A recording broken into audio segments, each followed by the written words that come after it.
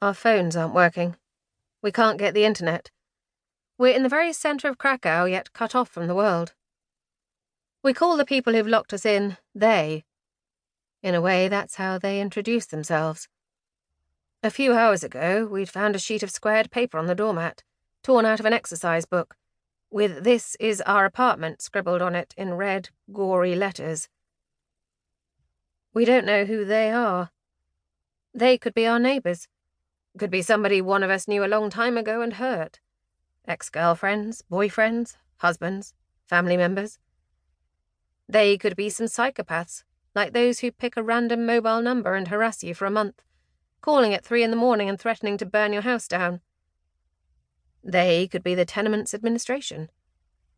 Could be the police. Owners of the vegetable stall opposite. The strange group of people in worn-out suits holding leather pouches and clearly well-used paper files, whom we passed in the street a couple of days ago. We haven't a clue. Now all we can do is wait, sitting or pacing the apartment. There are 7 of us. Veronica, Igor, me, Sebastian, Jacek, and 2 of Veronica's friends, Robert and Anna. We move from room to room to dilute the feeling of being imprisoned at least a little. But instead of fading, it grows by the second, enters every strand of every muscle like a turbocharged tumour. We feel it most when we stand still, gripped by a rustling, a sound or banging outside. We wait a few seconds, peer out onto the stairwell, look out of the window at the street. But none of these sounds has, as yet, turned into anything concrete. They're just ordinary sounds, echoes from a world from which we've been cut off.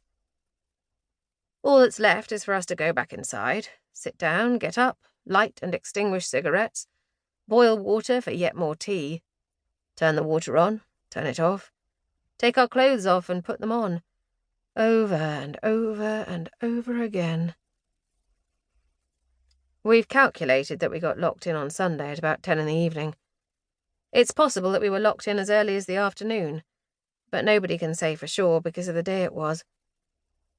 Sunday in the Institute was a day of exhausted shuffling to the bathroom, throwing out the last of Saturday's wrecked bodies, eating pizza together in the evening, watching a stream of hopeless programmes about actors from Polish serials and Polish singers dancing, singing and doing handstands.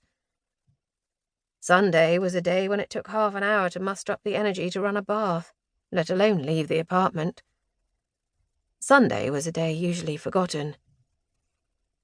The previous day, Igor and I had stood behind the bar of the Ugly Cat, a popular drinking hole not far from the main square.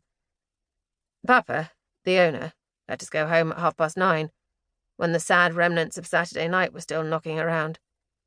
Comatose 40-year-old women who looked like prostitutes from an 80s Polish film stood on the counter, dancing to lambada as it spun over and over again. Sebastian, Yoga, and Papa cleared artists forgotten by the world. Unemployed musicians, unpublished poets and art students, their heads on tables, faces in ashtrays. The floor was covered with a crunchy and slippery blanket of mud, slush, and fag ends. We left as a threesome, me, Igor, and Sebastian, holding onto the walls from exhaustion. Papa rewarded our troopers' stance with a bottle of wine each. If it weren't for it being December and several degrees below zero, we probably wouldn't have made it home and would have fallen asleep on a bench in Planta. Dragging ourselves along Karmelitska Street like a procession on diazepam, we finally reached the Institute, crashed onto our beds, and lost consciousness. As we were drifting off, I could hear some sort of gathering going on in Gypsy's room. Jacek was talking loudly to a group of gabbling young individuals whose voices I didn't recognise, and who were talking about some clever plans to throw yogurt at minicabs and set fire to the bus stop. Apart from Veronica, we were all still asleep at 10 in the evening.